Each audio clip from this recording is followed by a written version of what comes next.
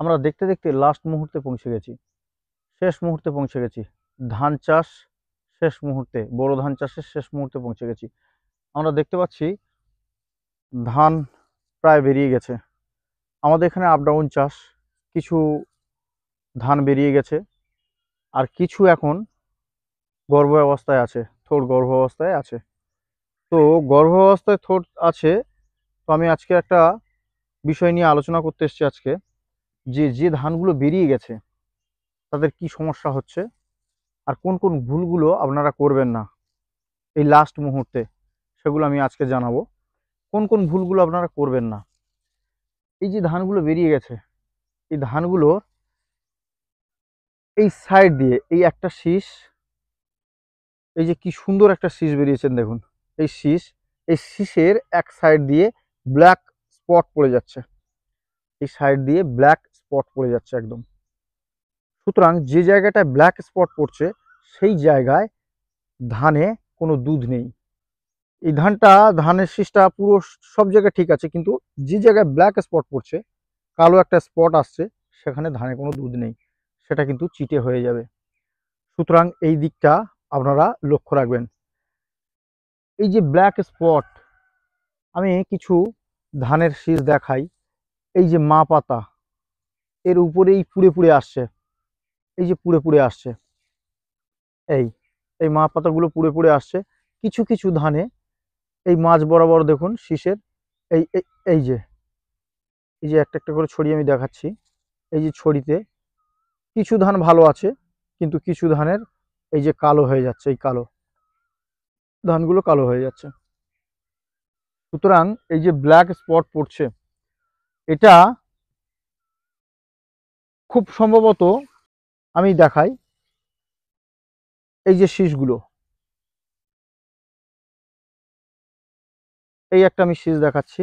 এই শীষের নিচের দিকটা ঠিক আছে, কিন্তু উপরের দিকে এই যে উপরের দিকে কি অবস্থা দেখুন, উপরের দিকে ধানে কোনো দুধ নেই। এই উপরের দিকে চেবানো চেবানো ভাব একদম, এগুলো আগড়া হয়ে যাবে। সুতরাং নিচের দিকে ধান আছে, উপরের দিকে ধান নেই। লাস্ট পরিচর্যা আপনারা কি করবেন? চাষিরা, প্রত্যেকটা চাষি আসছে, এসে বলছে যে দাদা ধানের শীষ তো বেরিয়ে গেছে, কিন্তু এক সাইডে ব্ল্যাক স্পট পড়েছে আর এক সাইডটা ভালো আছে। এইভাবে যদি চলতে থাকে তাহলে কিন্তু ওই ব্ল্যাক স্পট পড়া শীষে ধান হবে না। হবে কিছু কিছু জায়গায় ধান হবে, আর কিছু কিছু জায়গাতে ধান হবে না। একটা সাইড ধান হবে আর একটা সাইড ধান হবে না। সুতরাং এই আগাগুলো শুকিয়ে আসছে, এগুলো দেখুন শুকিয়ে আসছে, এতে কোনো দুধ নেই। তাহলে কি করা যাবে? এই মুহূর্তে কি করা আছে? কোন স্প্রে করব? এখন কি স্প্রে করা যাবে? এখন কি সার মারা যাবে এই পরিস্থিতিতে? সেই বিষয় নিয়ে আজকে আলোচনা করব। সমস্ত চাষি বন্ধুগণদের আন্তরিক শুভেচ্ছা ও অভিনন্দন জানাই। আমি শামসুল, আপনাদের সামনে আছি, আপনাদের পাশে আছি। আজকে ধানের যে বিষয়টি, গুরুত্বপূর্ণ বিষয়টা নিয়ে আলোচনা করব, সেটা ধানের লাস্ট স্টেজ চলছে। ধান প্রায় গলগলে থোড়ে চলে এসছে, সমস্ত গাছে বেরিয়ে গেছে। আমাদের এখানে আপ ডাউন চাষ, কিছু কিছু জায়গায় ধানের গর্ভ অবস্থায় থোড় আছে, আর কিছু কিছু জায়গা পুরো বেরিয়ে গেছে। তো যাদের ধান বেরিয়ে গেছে তাদের পরিস্থিতি এই, কিছু কিছু জায়গায় পরিস্থিতি এই, এই যে উপরের দিক থেকে পাতাগুলো, মা পাতাগুলো পুড়ে যাচ্ছে। সাথে সাথে বলবো, এই মা পাতাগুলো পুড়ে যাওয়ার সাথে সাথে এই যে ছোট ছোট ছোট ছোট যে শীষগুলো, এই শীষের অর্ধেকটা ব্ল্যাক হয়ে যাচ্ছে, স্পট পড়ছে। আর এই ধানের মাথাটা চেবানো চেবানো ভাব, একদম দুধ নেই, এরকম একটা পরিস্থিতি। এই পরিস্থিতিতে ধানের, এই যে মার্চ মাস চলছে, আর এই মার্চ মাসে একটা সময়ে ঠান্ডা চলছে, একটা সময়ে গরম। রাতের দিকে পুরোটাই ঠান্ডা, দিনের দিকে অত্যাধিক গরম। এই সময় দুধ আসার সময় এসে গেছে। প্রত্যেকটা ধানে পরাগায়ন হবে, আর এই পরাগায়নের হতে হতে দুধ এসে যাবে। এই পরাগায়ন যত হবে, পরাগায়ন কখন হয় না, সকালে শুরু হয়। তো সকালে ধরো 7টা 8টা থেকে পরাগায়ন, হালকা হালকা বাতাস বইবে, কি সুন্দর একটা শীষ আর একটা শীষের সাথে টাচ হবে, এবং সাথে সাথে পরাগায়ন শুরু হবে। যাদের ধান বেরিয়ে গেছে তাদের কথা ছাড়ুন, যাদের ধান বার হয়নি, এখনো পর্যন্ত বার হয়নি, তাদের কথা আজকে বলবো। যাদের ধান গর্ভ অবস্থায় আছে, এবারে বেরোবে, এরকম স্টেজে আপনারা ভুল করবেন না, একটা স্প্রে অবশ্যই দিয়ে রাখবেন। আমি আপনাদেরকে কথা বলবো, যাদের ধানের, তো আপনাদের কাছে একটা কথা বলবো, যাদের ধানের বয়স, ধান গাছের বয়স 100 দিন ক্রস করছে, মানে কাঁচথোড় অবস্থায় আছে, এই কাঁচথোড় অবস্থাতে যদি ঠিকঠাকভাবে ট্রিটমেন্ট করতে পারেন, তাহলে ব্ল্যাক স্পট আসবে না। সাথে সাথে এই যে কোল ইনজিওরি রেড হচ্ছে, ধানের যে কোল ইনজিওরি রেড, ঠান্ডা লাগা, গর্ভ অবস্থাতে ঠান্ডা লাগা, কাঁচথোড় অবস্থায় চলে এসছে, এই কাঁচথোড় অবস্থাতে আপনারা স্প্রে অবশ্যই করবেন। যদি স্প্রে না করেন, তাহলে যাদের বেরিয়ে গেছে তাদের মতো এরকমই পরিস্থিতি হবে। কি পরিস্থিতি? না, এই ব্ল্যাক স্পট আসবে। সুতরাং এই কোল্ড ইনজুরিড হয়ে যাবে আপনাদের ধান। ঠান্ডা, গর্ভ অবস্থায় ঠান্ডা লাগা, এই গর্ভ অবস্থায় যদি ঠান্ডা লেগেছে, তাহলে কিন্তু ধানে একটা অংশ ব্ল্যাক স্পট মানে চিটে হয়ে যাবে, আর একটা অংশে ধান পাবেন। সুতরাং এই দিকটা আপনারা মনে রাখবেন, মাথায় রাখবেন। এই পরিস্থিতিতে আপনারা কি করবেন? এই পরিস্থিতিতে আপনাদের করা উচিত, ধান গাছে সবসময় জল রেখে দেবেন। একটাই কাজ করবেন, জল রেখে দেবেন। ধানের গোড়া থেকে যেন না জল সরে, অন্তত 2 থেকে 3 ইঞ্চি জল রেখে দিতে হবে। সাথে সাথে বলবো, ইউরিয়া পটাশ তো আপনারা দেবেন। সাথে সাথে আরও বলবো যে আপনারা একটা স্প্রে অবশ্যই করবেন।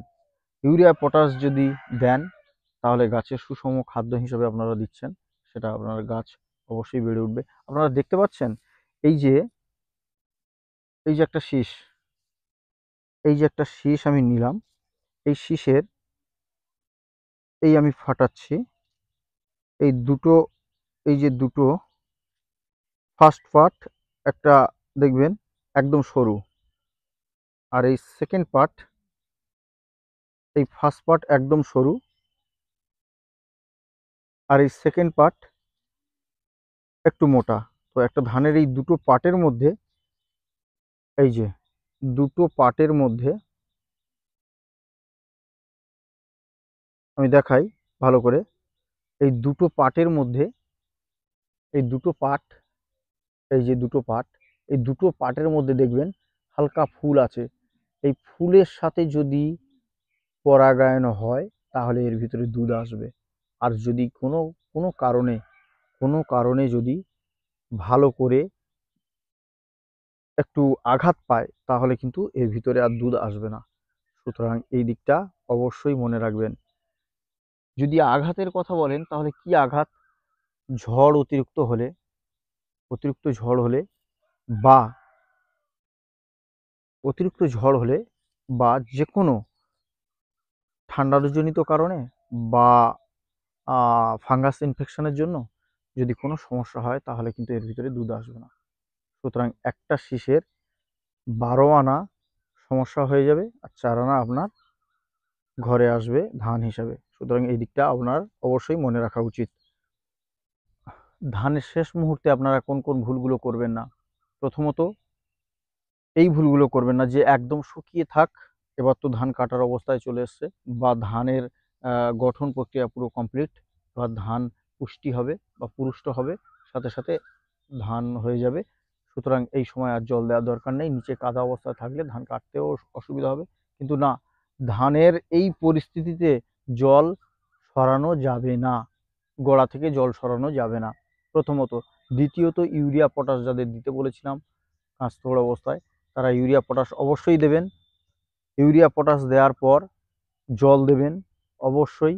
সাথে সাথে বলবো, একটা স্প্রে করবেন। এই সমস্ত ভুলগুলো আপনারা করবেন না, যে কথাগুলো আমি বললাম, যে আপনারা স্প্রে না, আর স্প্রে করে কোনো লাভ নেই।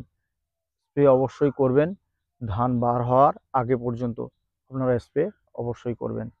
কি আপনারা স্প্রে করবেন? এই কাঁচথোড় অবস্থায় কি আপনারা স্প্রে করবেন?